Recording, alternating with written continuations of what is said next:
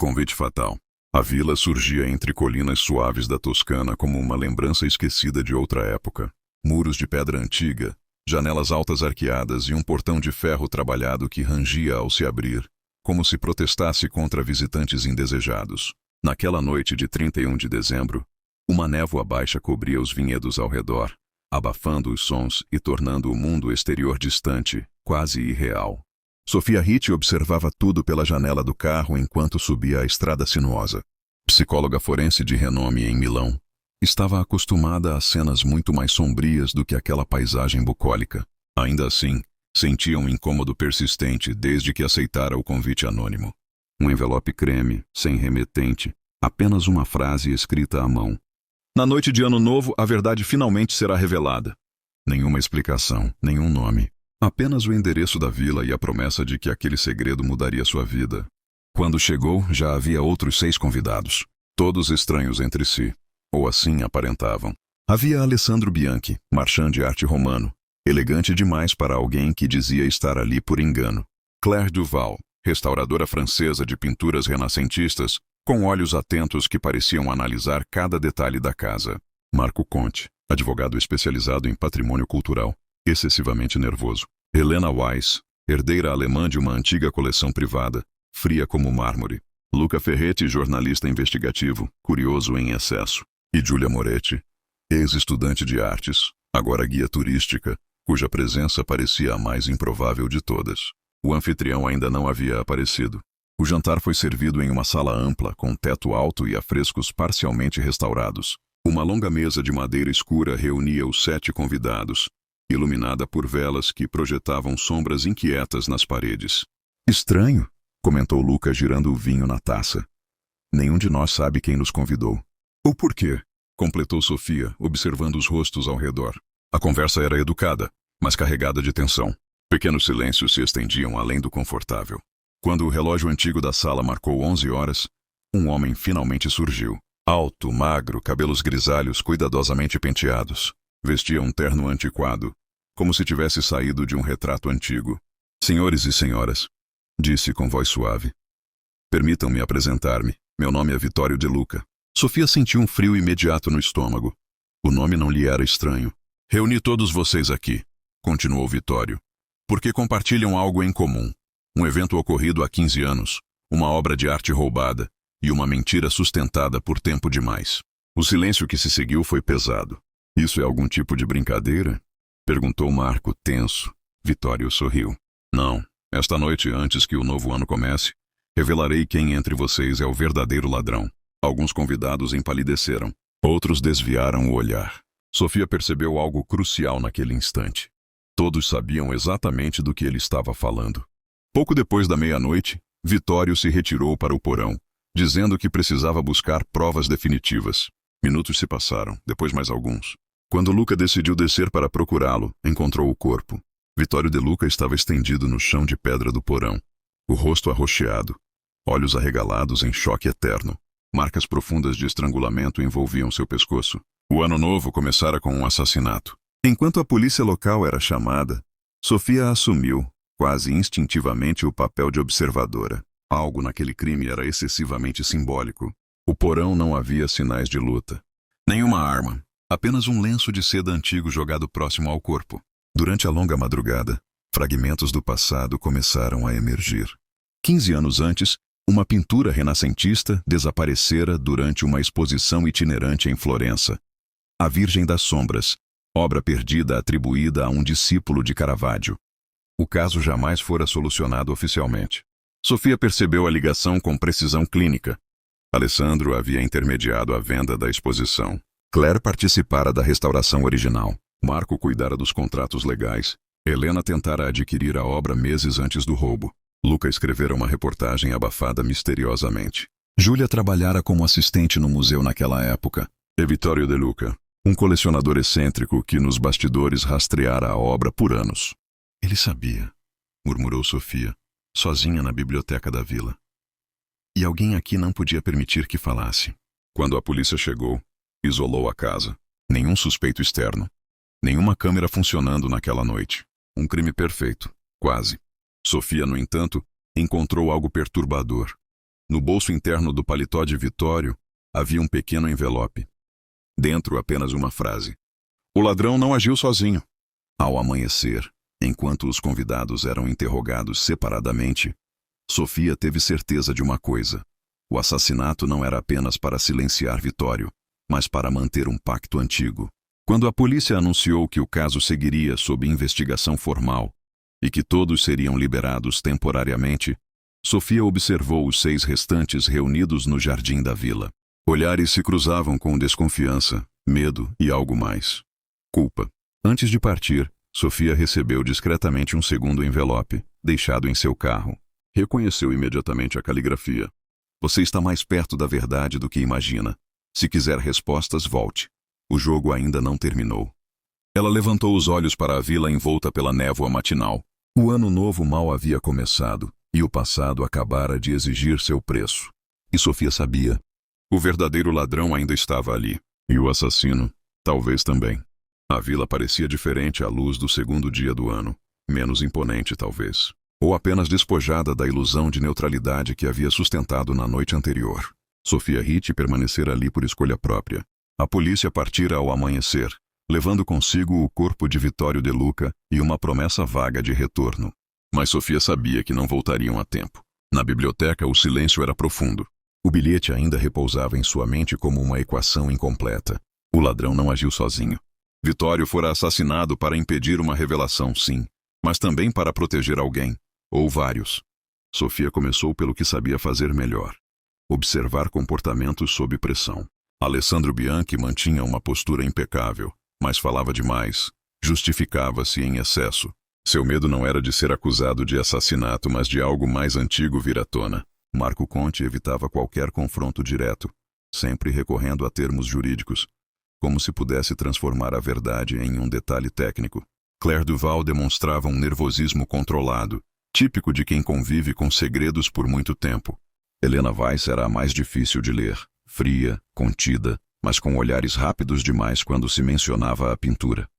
Luca Ferretti, por sua vez, parecia genuinamente frustrado, como alguém que sempre soube que a história estava incompleta. E Giulia Moretti. Era nela que Sofia voltava seus pensamentos repetidas vezes. Giulia parecia deslocada desde o início, não pela falta de elegância, mas pela culpa silenciosa que não se manifestava em palavras, apenas em gestos mínimos. Mãos inquietas, respiração curta, um olhar que evitava espelhos. Sofia a encontrou no jardim, sentada perto da fonte antiga. Você não deveria estar aqui, disse Sofia calmamente. Giulia sorriu, sem humor. Nenhum de nós deveria. Sofia sentou-se ao seu lado. A pintura não foi roubada naquela noite, afirmou. Foi substituída dias antes. O roubo foi apenas a encenação. Giulia fechou os olhos. Vitório descobriu isso, continuou Sofia.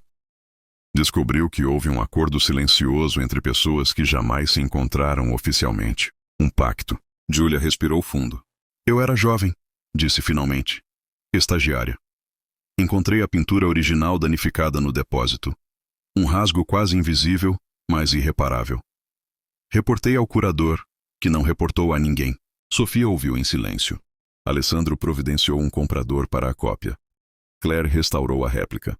Marco refez os documentos. Helena financiou o silêncio. E Luca? Giulia hesitou. Luca tentou publicar a verdade, mas foi convencido de que destruiria mais vidas do que salvaria. E você? Perguntou Sofia. Eu apenas troquei as caixas. Giulia a encarou. Fui a única que tocou na obra naquela noite. Mas nunca ganhei nada com isso. Sofia compreendeu então. O roubo não tinha um único culpado. Era um crime coletivo, fragmentado, diluído em decisões pequenas demais para parecerem fatais. Vitório queria expor todos, disse Sofia. Mas alguém decidiu que ele não sairia vivo daquela noite. Não fui eu, disse Giulia com firmeza. Eu sei. Sofia já sabia desde o porão. O lenço de seda não era uma arma improvisada. Era um símbolo. Pertencera à coleção particular de Helena Weiss, algo que Sofia reconhecera por uma fotografia antiga na biblioteca. Naquela noite, Sofia reuniu todos na sala de jantar, exatamente como Vitório fizera. Ele sabia, disse Sofia. Sabia que não poderia acusar apenas um de vocês. Então criou um jogo, um convite, uma confissão coletiva. Helena permaneceu em silêncio. Mas você... Continuou Sofia, encarando-a. Tinha algo a perder agora. O mercado de arte mudara. A pintura reapareceria. Seu nome seria o primeiro a ser investigado. Vitório estava obcecado, respondeu Helena friamente. Ia destruir tudo. Então você o seguiu até o porão, disse Sofia. Não para matá-lo, mas para assustá-lo. O lenço foi um aviso, só que Vitório reagiu. E você não soube parar. O silêncio que se seguiu foi absoluto. Helena não negou. Não foi planejado, disse por fim. Foi inevitável. A polícia retornou horas depois. Desta vez, Sofia entregou tudo. O bilhete, o lenço, a sequência lógica. Helena foi levada sem resistência. Quando a vila enfim ficou vazia, Sofia caminhou até a biblioteca mais uma vez. Sobre a mesa, encontrava-se um último envelope que não havia visto antes. Dentro, apenas uma frase, escrita com a caligrafia de Vitório. Algumas verdades precisam morrer para que outras sobrevivam. Sofia fechou os olhos. A pintura jamais seria recuperada oficialmente. O mundo jamais saberia toda a história. Mas o ciclo estava encerrado. Ao deixar a Toscana, Sofia sentiu algo raro. Não alívio, mas clareza. Nem todos os crimes pedem justiça absoluta. Alguns exigem apenas que alguém veja tudo com lucidez e siga em frente. O novo ano começara, e com ele, um silêncio finalmente honesto. Neve vermelha. O castelo Ardglass erguia-se como uma sombra antiga contra o céu cinzento das terras altas da Escócia. Naquela noite de Hogmanay, o Réveillon escocês, suas torres de pedra estavam iluminadas por archotes, e o som distante de gaitas de fole ecoava pelos corredores de séculos passados. O castelo, agora transformado em um hotel boutique exclusivo, abrigava apenas 12 hóspedes, escolhidos a dedo pelo proprietário, Alastair Dunross, um homem tão reservado quanto ambicioso. Entre os convidados estava Agatha MacLeod, uma escritora de romances policiais em busca de silêncio, inspiração e, segundo ela mesma, um lugar onde nada acontecesse. Mulher de olhar atento e fala mansa, Agatha observava mais do que participava. Reparou nas tensões discretas durante o jantar. A herdeira contrariada, o sócio ressentido, a governanta excessivamente leal, o antiquário obcecado por relíquias celtas. À meia-noite, todos foram conduzidos ao pátio interno para assistir à primeira neve do ano, uma tradição local que simbolizava renascimento e proteção. Quando os sinos tocaram, flocos brancos começaram a cair suavemente, cobrindo o chão de pedra. Houve brindes, abraços contidos e votos murmurados ao vento gelado. Minutos depois, um grito rompeu a celebração. No centro do pátio jazia o corpo de Alastair Dunross, estendido de costas, os olhos abertos em surpresa eterna. Uma faca cerimonial celta, usada momentos antes no ritual simbólico do Ano Novo, estava cravada em seu peito. O sangue escorrera lentamente, tingindo a neve recém-caída de vermelho vivo. O detalhe mais perturbador, porém, não era a arma, mas o chão ao redor do corpo. Não havia pegadas. Nenhuma. A tempestade de neve fora leve demais para apagar rastros com tanta perfeição, e todos os hóspedes estavam reunidos no salão quando o crime ocorreu. A polícia local, impedida pela nevasca crescente, só chegaria ao amanhecer. Enquanto o pânico se espalhava, Agatha MacLeod permaneceu em silêncio. Observava, pensava. Ela notou algo que os outros ignoraram.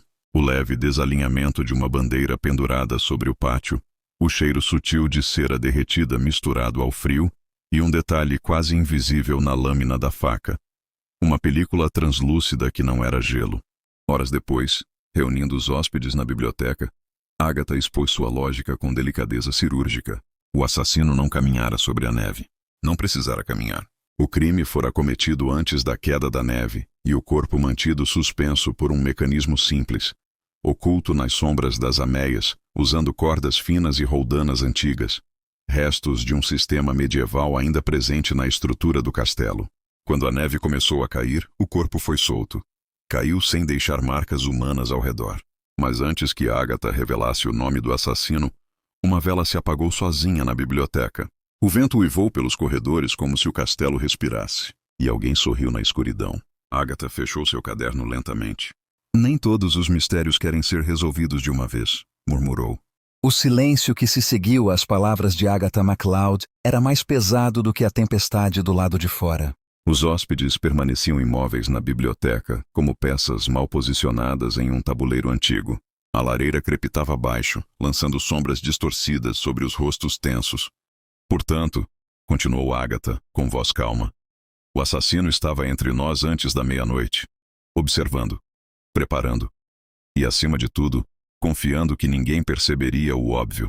Ela fechou o caderno com cuidado e percorreu o grupo com o olhar. A herdeira apertou os lábios. O sócio limpou o suor da testa. A governanta manteve as mãos cruzadas com devoção quase religiosa. Apenas o antiquário parecia intrigado demais.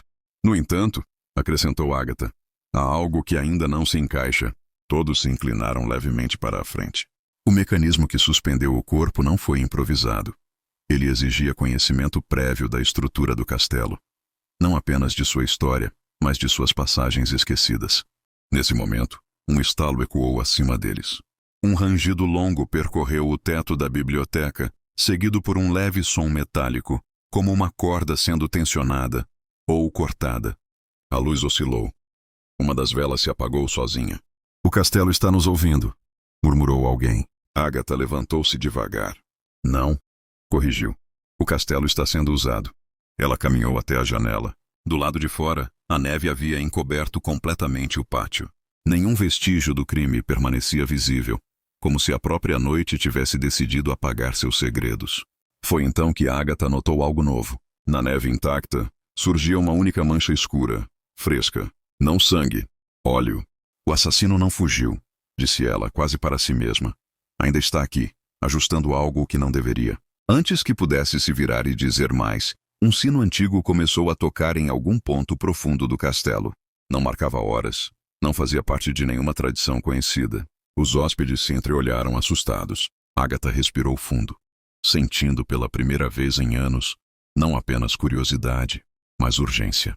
Parece, disse ela com um leve sorriso tenso, que teremos de atravessar o ano novo juntos e descobrir quem não deveria estar vivo quando o sol nascer. O sino cessou tão abruptamente quanto começara. O silêncio que se instalou foi absoluto, quebrado apenas pelo vento que assobiava pelas frestas do castelo. Agatha MacLeod afastou-se da janela e voltou-se para os hóspedes reunidos na biblioteca. O castelo não guarda segredos, disse ela. As pessoas é que os escondem dentro dele. Seus olhos pousaram no antiquário, Malcolm Fraser, que segurava com força excessiva a relíquia celta retirada mais cedo da vitrine do salão. O senhor conhecia o mecanismo das ameias, continuou Agatha. Não por estudo recente, mas porque ajudou a restaurá-lo anos atrás. Há registros disso nos arquivos do castelo, que o senhor julgou esquecidos. Malcolm empalideceu. Agatha avançou lentamente. O óleo encontrado na neve não era usado para lubrificar portas modernas, mas engrenagens antigas. O mesmo óleo que o senhor carrega sempre consigo para preservar artefatos históricos. Ela fez uma pausa, permitindo que a verdade se acomodasse. Alastair Dunross descobriu que o senhor havia falsificado a origem de algumas relíquias celtas. A faca cerimonial, inclusive. Ia denunciá-lo ao amanhecer. A governanta levou a mão à boca. A herdeira fechou os olhos. O sócio suspirou como se algo pesado finalmente tivesse sido retirado de seus ombros. Eu só quis ganhar tempo, murmurou Malcolm, a voz quebrada. O ano novo. Achei que o castelo me protegeria. Castelos não protegem culpados, respondeu Agatha suavemente. Apenas os escondem por um tempo. Com a estrada finalmente liberada pela nevasca, a polícia chegou pouco depois do amanhecer. Malcolm Fraser foi levado algemado, ainda olhando para as torres como quem se despede de um velho aliado traidor. Horas depois, o sol surgiu tímido sobre a neve imaculada. Agatha permaneceu sozinha no pátio, observando o local onde o sangue fora completamente apagado. Abriu seu caderno e escreveu apenas uma frase. Nem todo ano novo traz recomeços. Alguns trazem acertos de contas. Ela fechou o caderno, respirou fundo e entrou no castelo. O mistério estava resolvido. Mas o castelo jamais esqueceria. Fogos silenciosos. O iate Aurora Boreal flutuava imóvel na baía do Rio de Janeiro. Um palácio branco cercado por luzes, música baixa e convidados seletos. O anfitrião, Augusto Valença, magnata do setor energético, observava Copacabana à distância enquanto o relógio se aproximava da meia-noite. Entre políticos, herdeiros e empresários, destacava-se Rafael Mendes, ex-delegado convidado por curiosidade, ou paranoia, do anfitrião. Augusto tinha inimigos demais. Pouco antes da virada, Augusto se recolheu à cabine principal. A porta foi trancada por dentro, conforme testemunharam o segurança particular Henrique Lobo e a assistente pessoal Clara Nogueira. Os fogos começaram. Luzes explodiram no céu. Todos olharam para cima. 5 minutos depois, quando o último estrondo ecoou e o silêncio voltou à Bahia, um grito cortou o convés. A porta foi arrombada. Augusto Valença jazia morto na poltrona. Um único tiro no peito. Nenhuma arma, nenhuma janela aberta, nenhum som ouvido. Um quarto trancado. Um crime impossível. Rafael Mendes fechou os olhos por um instante. Quem mata no silêncio absoluto não confia no acaso. Rafael examinou a cabine. A bala atravessara o coração com precisão cirúrgica. Nenhum resíduo recente de pólvora no ar. Nenhuma cápsula. Um tiro que ninguém ouviu. Porque ninguém estava escutando, murmurou. Os depoimentos começaram. Henrique, o segurança, jurou não ter saído da porta. Clara, pálida, afirmou ter levado uma bebida ao chefe minutos antes. Helena Valença, a esposa, chorava sem lágrimas. O casamento era apenas formal. Lucas Valença, o filho, evitava o olhar do detetive. Davi Torres, sócio recém-afastado da empresa, sorria nervoso demais. Rafael percebeu algo estranho. Todos falavam do barulho dos fogos. Mas ninguém mencionava o silêncio depois. Ele observou o relógio parado na parede da cabine. 00:07. O tiro não aconteceu durante os fogos, disse Rafael, quebrando o ar. Aconteceu quando eles terminaram. O assassino usara um dispositivo abafador improvisado, acionado antes, confiando que todos ainda estariam distraídos olhando para o céu. Mas como sair de uma cabine trancada? Rafael encontrou um detalhe quase invisível. Uma fina linha de óleo perto da dobradiça da porta. Alguém entrara antes. Alguém esperara no escuro. Rafael reuniu todos no salão principal. O assassino não precisou sair da cabine, explicou. Já estava lá. Olhares se cruzaram. Clara levou a mão à boca. Augusto costumava tirar cochilos antes da virada, continuou Rafael.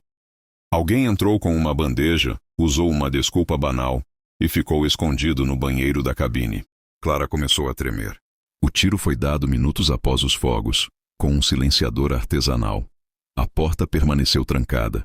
Depois, o assassino saiu misturado ao caos emocional da descoberta. Então foi ela? Gritou Lucas. Rafael ergueu a mão. Ainda não. Ele se aproximou da janela e observou Copacabana, agora escura. O verdadeiro erro foi achar que o crime perfeito depende do barulho, quando depende da atenção. Rafael havia percebido algo perturbador. 2 pessoas tinham motivos, acesso e conhecimento técnico. Ele sabia quem era o assassino, mas também sabia que acusar agora poderia provocar algo pior, ainda naquela noite. Este caso não terminou, disse em voz baixa.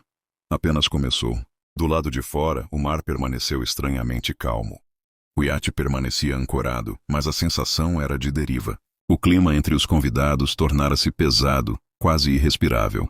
Rafael Mendes pediu que ninguém deixasse o aurora boreal até o amanhecer. Enquanto a tripulação recolhia taças esquecidas, Rafael revisitou a cabine do morto. Algo ainda não se encaixava. O relógio parado não marcava apenas a hora do disparo, marcava uma interrupção. Ele examinou o banheiro onde supunha que alguém pudesse ter se escondido. Atrás do espelho encontrou uma marca recente no parafuso. O espelho fora removido e recolocado às pressas. Ali havia espaço suficiente para uma arma compacta, já descartada ao mar. Mas então veio a revelação inquietante. O assassino não saiu sozinho. Rafael lembrou-se de um detalhe quase banal. 2 pessoas haviam deixado o salão juntas, segundos após os fogos, alegando enjoo. Na confusão, ninguém estranhara. No convés inferior, Rafael encontrou Clara sentada sozinha, encarando o mar. Ele sabia que ia morrer, disse ela, sem virar o rosto. Só não sabia por quem. Antes que Rafael respondesse, o rádio do iate chiou. Uma mensagem curta, urgente. Temos um problema. Um dos convidados não está mais a bordo. O silêncio voltou, mais pesado que antes.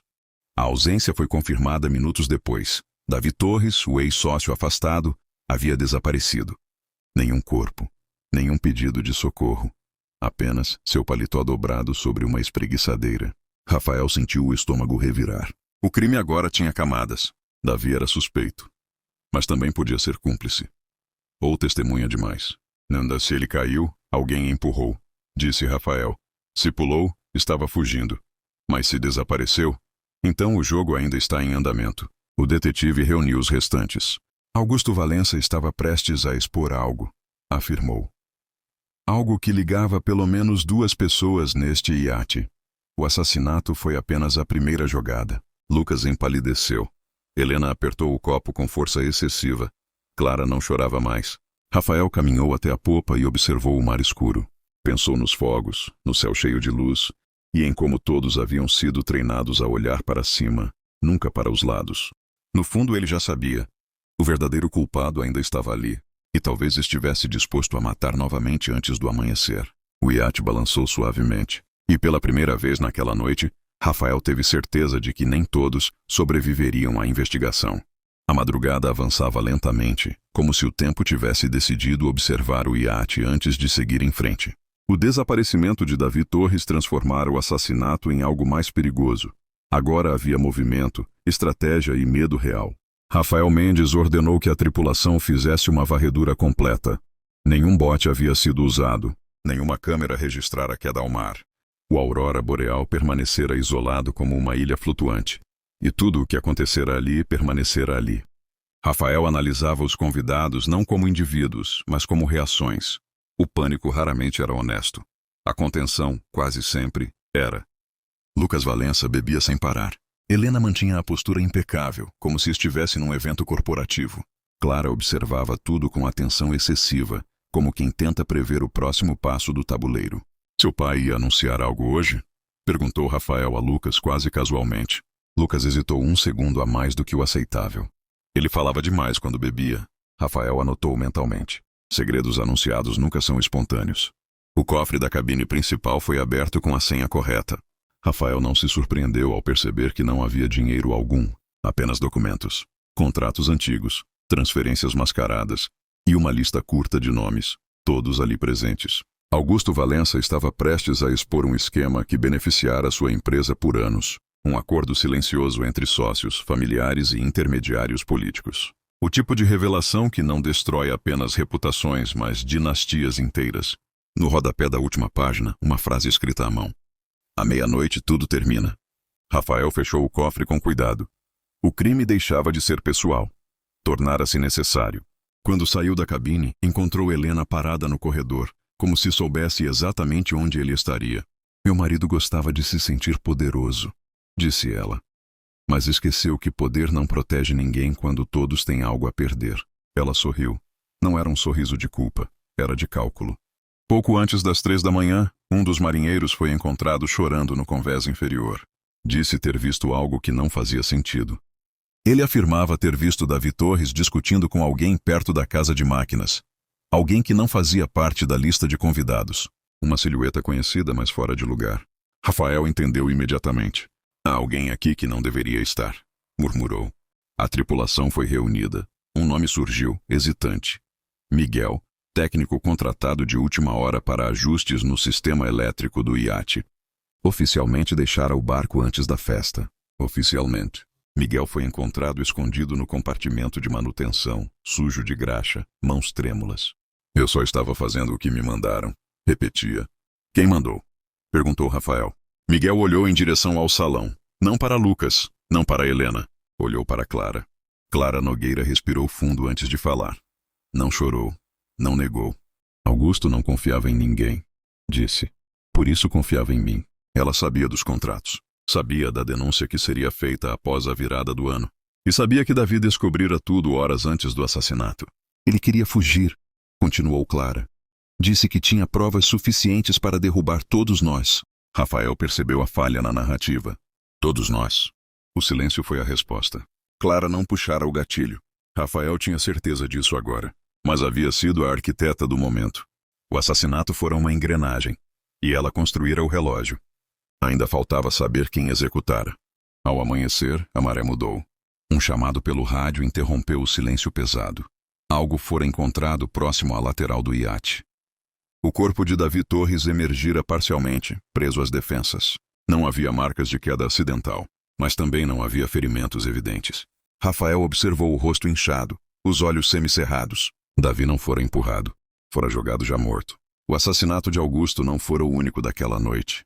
E o assassino, ou assassinos, ainda estavam ali. Rafael ergueu o olhar para os convidados reunidos atrás dele. Agora sabemos, disse. Isto nunca foi sobre um crime perfeito. Foi sobre controle. O iate apitou. A polícia se aproximava. Mas Rafael sabia. Quando a verdade viesse à tona, não seria inteira. Nunca era.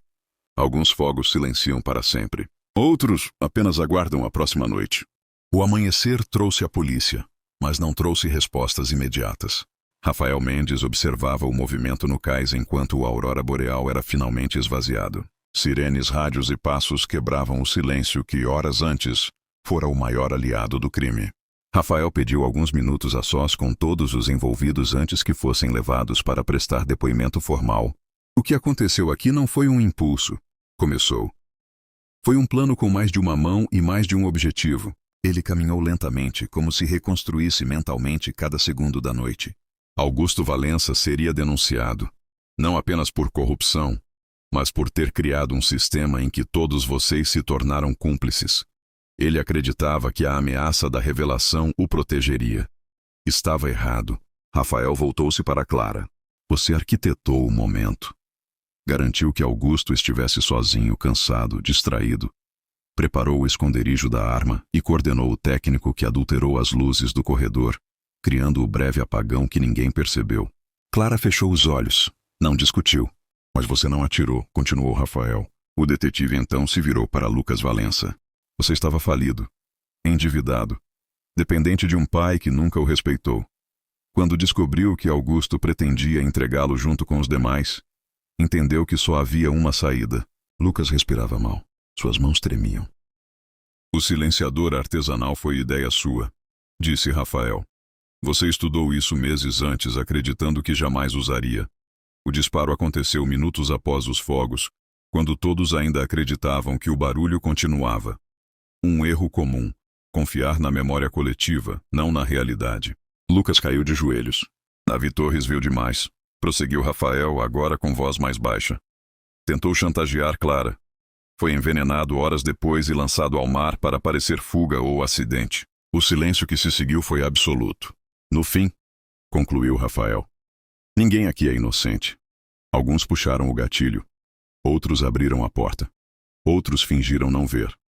Mas todos ajudaram a criar o ambiente perfeito para que o crime fosse possível. A polícia levou Clara e Lucas algemados. Helena observava tudo sem lágrimas. Seu segredo permanecia enterrado nos documentos que jamais viriam a público, protegidos por acordos silenciosos, como sempre. Rafael ficou por último no cais. Olhou para o mar, agora tranquilo, refletindo a luz da manhã. Naquela noite, milhões olharam para o céu, esperando um espetáculo. E ninguém percebeu que no silêncio entre dois fogos, uma família, uma empresa e uma verdade inteira haviam sido destruídas. Alguns crimes não ecoam, apenas afundam.